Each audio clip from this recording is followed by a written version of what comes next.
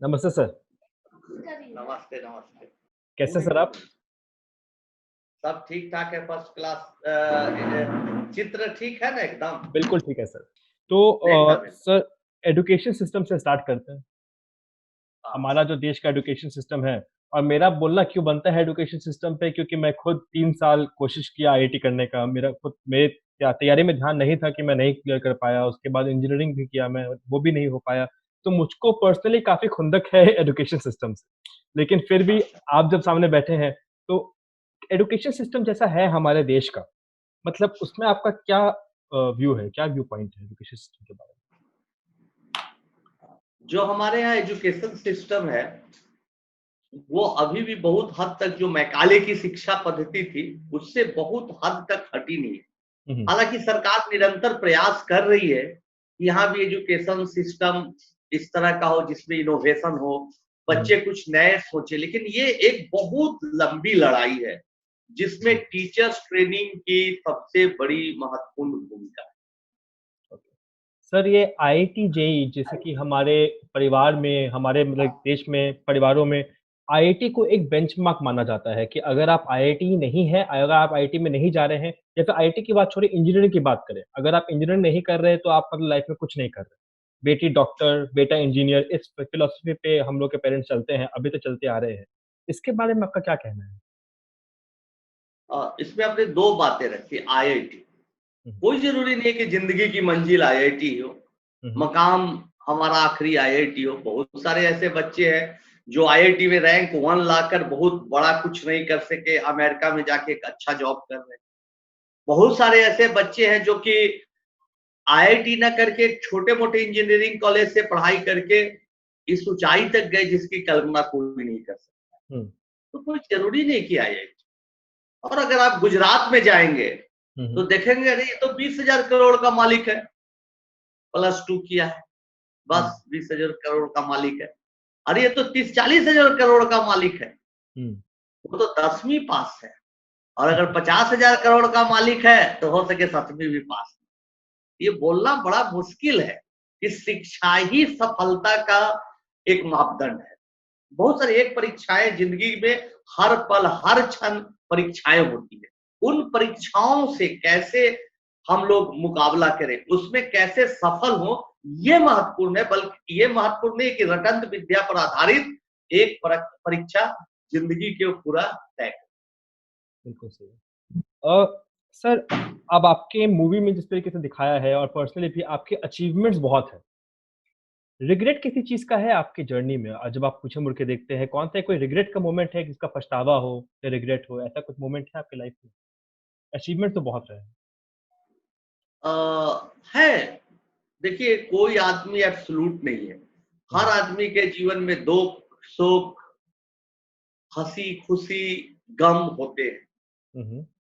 दुःख भी है, कभी-कभी लगता है कि कैम्ब्रिज जाते तो अच्छा करते, ऐसा आज भी कभी-कभी लगता है। बहुत बड़ा रिसर्च करते, देश दुनिया को देते, कभी-कभी ज़्यादातर तो लगता है कि नहीं ठीक है, कैम्ब्रिज नहीं गए तो गरीब बच्चों के लिए काम किया और जो हुआ सो अच्छा हुआ, ज़्यादातर यही लगता है। लेकिन कभी-कभी किसी बहुत बड़े साइंटिस्ट के बारे में पढ़ते हैं, आजकल हुँ, अखबारों में कॉलम लिखते हैं बहुत बड़े-बड़े मेडल के बारे में, प्राइज़ के बारे में, मैथमेटिशियन की उपलब्धियों के बारे में, तो कभी-कभी एक क्षण तो ऐसा लगता है। दूसरी बात जो सबसे ज़्यादा कमी खलती है कि हमारे पास पैसे नहीं थे। अगर हमारे पास पैसे होते तो मैं कैम्ब्रिज जाता। ये एक छोटी बात है, उससे भी ज़्यादा बड़ी बात है कि हमारे पास अगर पैसे होते तो शायद मैं पिताजी को नहीं खोता। क्योंकि पिताजी हमेशा इस बात से दुखी रहने लगे थे आखिरी वक़्तों में कि मैं अपने बेटे को नहीं भेज पाया। सर जब ये सुपर 30 मूवी के बारे में आपको अप्रोच किया गया कि आप पे निर्धारित बन के एक मूवी बन रही है, आपके दिमाग में क्या चल रहा था? मतलब कि आप लाइक कुछ तो दिमाग में हाउ वाज़ साइकोलॉजी मतलब कि दिमाग में क्या चल रहा था जब पता चला कि हाँ, आप पे मूवी बन रही है? क्या-क्या सपोर्ट माँगा गया आपके तरफ से? कैसा था वो पूरा ट्रेनिंग का टाइम ऋतिक रोशन जी के साथ और आपके साथ, कैसा था वो टाइम? ये एक बहुत लंबी कहानी है, बहुत कम जगह शायद हम शेयर कर पाए हैं। हुँ, हुँ। आपके प्लेटफ़ॉर्म पे बताना चाहेंगे। ये फ़िल्म बनने की बात लगभग 9 साल पुरानी है। अच्छा। आज से 9 साल पहले संजीव दत्ता ने फ़ोन किया हुँ, हुँ। कि आनंद जी, मैं संजीव दत्ता हूँ, राइटर हूँ, मैं फ़िल्म बनाना चाहता हूँ। मुझे लगा कि भाई हम लोग छोटे मोटे आदमी, हम पर कौन फिल्म बनाएगा, ऐसी कोई मजाक कर रहा है, बिहार में कुछ मजाक करने वाले लोगों की संख्या ज्यादा है। मैं डर गया, छोड़ो हटाओ। फिर एक बार और फोन किया तो मैं इंटरेस्ट नहीं दिखाया, लेकिन जब उन्होंने तीसरी बार कॉल किया तब मुझे लगा कि शायद कुछ ऐसा होगा। इसी वक्त उन्होंने हमारे भाई हमारे भाई परमो को उन्होंने टाइम्स ऑफ इंडिया के रिपोर्टर बनकर फोन किया कि अच्छा। मैं संजीव सेन बोल रहा हूँ, मैं चाहता हूँ कि एक एजुकेशन पर सेमिनार करूं, आनंद जी से मिलना चाहता हूँ। तो जब एजुकेशन का मामला है तो हम लोगों ने इनवाइट किया कि आइए हमारे घर आइए। वो हमारे घर आए, बैठे, खाना पीना खाए, साथ में एक व्यक्ति का परिचय दिया कि अनुराग बासु।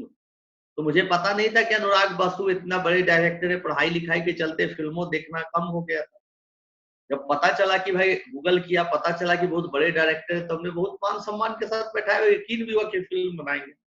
कुछ दिन तक बात चली, फिर उनका इंटरेस्ट लूज हो गया, जग्गा जासूस और बर्फी जैसे फिल्मों में वो फंस गए। वो सोच रहे थे कि अच्छा बनाएंगे बनाएंगे। इसी बीच फिर जब बात हुई, संजीव दत्ता से यदा कदा बात होती रहती थी, स्टोरी राइटिंग को लेकर काफी सीरियस रहते थे, आते रहते थे पटना, मिलते जुलते रहते थे। तो जब उनसे बात हुई तो उन्होंने एक दिन बताया कि देखिए अचानक कई लोग अब पर फिल्म बनाने के लिए तैयार है। वो बातचीत करने के बाद हमने निर्णय लिया कि ऋतिक रोशन से अच्छा और कोई नहीं। सर वो एक ऋतिक रोशन जी का भी एक मॉड्यूलेशन था अनंत कुमार बनने का, तो वो टाइम पे कैसे, मतलब कि आप कितना वक्त आप लोग साथ में बिताते थे, मतलब क्या क्या माहौल रहता था वो पूरा ट्रांजिशन? बहुत अच्छी बात पूछी आपने, क्योंकि जब ऋतिक रोशन का हमने चुनाव किया उस समय और भी कई बड़े एक्टर थे जो इस फिल्म को करना चाहते थे, लेकिन हमने सबको छोड़कर ऋतिक जी को कहा कि नहीं ऋतिक जी करेंगे। तो उस समय बहुत लोगों ने विरोध किया था, कहा अरे यार तुम देहाती बिहारी, कहाँ वो आदमी एकदम स्मार्ट है और ग्रीक गॉड लगता है, कहाँ तुम्हारी भूमिका में फिट होगा, तो छोड़ो उसको, बेकार है। लेकिन ऋतिक जी को हमने इसलिए चुना, जैसा कि आपने कहा, और सब कलाकारों ने कहा कि मैं 2 महीने 4 महीने में फिल्म कर दूंगा, लेकिन ऋतिक रोशन जी ने कहा कि ये फिल्म बहुत कठिन है। अनंत कुमार में अपने आप को ढालने में मुझे 1.5 साल लगे, और उन्हें सच में 1.5 साल दिया। 6-7 महीना कैसे मैं बोलता हूँ बिहारी टोन में, उसको पकड़ने के लिए एक ट्रेनर रखा, भागलपुर से बुलाया और बहुत मेहनत की। फिर हमारे चाल ढाल की लगभग 100 घंटे का वीडियो तैयार किया, खाते पीते पढ़ाते, बच्चों से बात करते, इंटरव्यू देते, फिर उसका नकल साल भर तक प्रैक्टिस किया। तो साल 1.5 साल तैयारी करने के बाद उन्होंने शूटिंग की। इसी का परिणाम है कि फिल्म का जब ट्रेलर आउट हुआ तो हमारी बच्ची छोटी भागी पापा पापा करते हुए कंप्यूटर के पास, और अब जाके उसको पता चला कि ऋतिक रोशन और अनंत कुमार दोनों 2 आदमी है, ये तो एक ही सफर है, तो अच्छे से काम हो। सर ये सुपर 30 के बाद, सुपर 30 के रिलीज होने के बाद कुछ बदलाव आया, मतलब इस पूरे सिस्टम में, आपके सिस्टम में पूरा कुछ बदलाव आया पढ़ाने के सिस्टम में, या फिर लोग जानने लग गए, काफी बच्चे और अप्रोच करने लग गए, मतलब क्या बदलाव आया सुपर 30 रिलीज होने के बाद? लोगों की उम्मीदें बढ़ गई। अब तो हमारे पास बहुत सारे लोग आते हैं, ऐसे क्लास 6 के बच्चों को लेके, क्लास 4 के बच्चों को पढ़ा दे बाबू, बहुत गरीब ही, हमारा पास ना पैसा है, इस टाइप से बहुत लोग आने लगे। देश के कोने कोने से लोग आते हैं, मिलने आते हैं। तो उम्मीदें बढ़ी। इस लिहाज से हम लोग आने वाले भविष्य में सुपर 30 को और भी कोरोना संकट जब पूरी तरह से निपट जाएगा तो बड़ा। सर एक सवाल आज से सालों पहले से चलते आ रहा है कि आनंद कुमार 30 बच्चे ही क्यों लेते हैं, मतलब सुपर 30 30 अभी बच्चे, तो हम इसका लोग तो क्या किसी से, आप रीजन? जानते हैं कि हम लोग किसी से कोई चंदा नहीं लेते हैं, डोनेशन नहीं लेते, खुद पैसा जनरेट करके ट्यूशन पढ़ा के कई लेक्चर देके पैसा जमा करते, उससे घर परिवार चलता है, बच्चों का खाना चलता है। तो आने वाले भविष्य में अभी हम लोग, कई लोग सहयोग करने के लिए तैयार भी है, तो हम लोग देखते हैं कि कैसे कुछ पैसा जनरेट करें, कैसे कुछ क्या किया जाए ताकि सुपर 30 को और बड़ा किया जाए। धन्यवाद सर, आपका इतना टाइम देना बहुत बड़ी चीज़ है हमारे लिए। बहुत अच्छा लगा, और फिर आपसे कहीं बिल्कुल एक सर, बार और फिर डेफ़िनेटली। कभी मुलाकात मैं एक होते बार रहेगी। आपके जब जब भी प्लेटफॉर्म के लिए, चैनल के लिए हमारी काफी शुभकामनाएं हैं। आप यंग हैं, अच्छी सोच रखते हैं, नया सवाल पूछते हैं, मेरी शुभकामनाएं, और आप हमारे बच्चे जैसे, मेरा आशीर्वाद आपके साथ धन्यवाद सर, सदा है। बहुत बहुत धन्यवाद सर। Thank you sir.